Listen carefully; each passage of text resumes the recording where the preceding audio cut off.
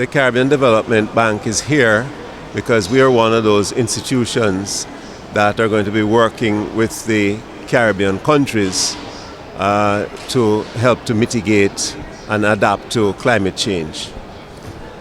As a development finance institution, what we are about is trying to identify bankable projects that will help our countries to become more resilient, more sustainable, so that the areas of focus would be sustainable energy projects and also projects on the climate adaptation side, such as sea defenses and things of that nature. Would you say that the government of the most developed country in the world take care enough about the destiny of Caribbean island and all of every vulnerable country in the world? If they have our interests at heart? Well, I don't want to be passing judgment. I come here in hope and expectation that the science is overwhelming, the scientific evidence that is, and that there is a sufficient level of confidence, a sufficient level of ambition that recognizes that all of us live in this world, and even though some of us are more vulnerable than others, it requires a collective effort in order to create the type of world that we want to leave behind for our children. So I'm optimistic. This process has been going on for some time, but I must say that I get a sense that we're getting it finally, and that we're going to be able to leave here with a better solution than we have had in previous COP engagements. Why is this COP different than the other COP? Would you say that your voices from those little islands are more listenable by the big government? I would like to think that the messages that we have been sending out are being heard, but we're realistic. We recognize that small countries like ours, we have a population of about 20 million in total, so that you wouldn't expect that we would have a tremendous impact, even though I think that we have punched above our weight in respect of getting the message out. The Caribbean, even though it's very small, we're pretty well known internationally because we are tourist destinations for the large part, and we also are known internationally for some things, our music, our ability in sports, and things of that nature. So we're not invisible. Would you say that your culture and your tourism business is threatened by climate change?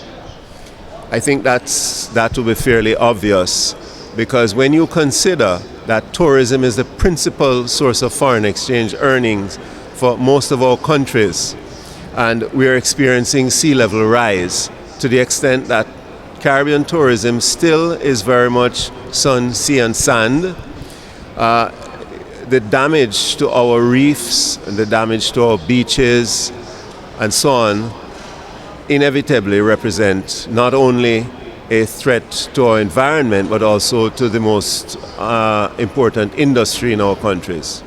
So you have a team of negotiators which is helping the most developed country in negotiation, right? What are they trying to obtain? Well, we are not negotiating directly. What is happening is that the countries that we lend to, they are represented here. They have their negotiating teams. We're working with them. We provide advice and assistance, but we're also here to develop relationships. One of the things that we as an institution would do is intermediate funds, intermediate climate funds that might be approved here, and climate funds that have already been approved. We intermediate those resources to our borrowing countries. So we have discussions on an ongoing basis with those providers of resources. We have applications in for accreditation to the Green Climate Fund and the Adaptation Fund, and our expectation is that we'll be receiving funding from those entities early next year. Okay, so what will be the best scenario for the country you are representing?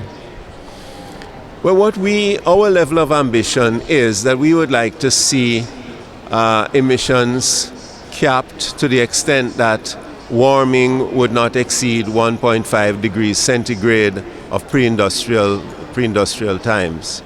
So that's our level of ambition. We know that it's greater than what we are hearing being bandied about by other countries, but we know our circumstances, and we believe we have a responsibility to set the bar high. Otherwise, this phenomenon called climate change could represent for us an existential threat. It is that serious. Okay, just to conclude, can you tell us about the project that you are financing? The largest and perhaps most exciting initiative that we are pursuing at this time is what we call a GeoSmart project. This is a geothermal initiative in the small islands of the Eastern Caribbean. I'm speaking here about Dominica, St. Vincent and the Grenadines, Grenada, St. Lucia, for example. Why is geothermal energy such an exciting proposition? First of all, it's clean energy. Clean energy, exists in abundance. The resource exists in abundance in those islands and others in our Caribbean space.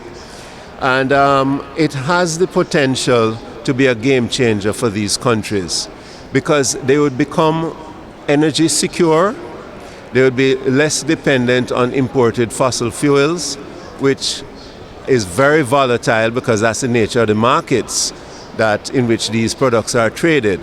So that if these countries can develop their geothermal potential, what it will mean that they'll become energy exporters, they'll earn foreign exchange, and they'll hopefully also be able to bring down the cost of electricity, which would make their economies more competitive. Okay, thank you very much for your time and for your answers.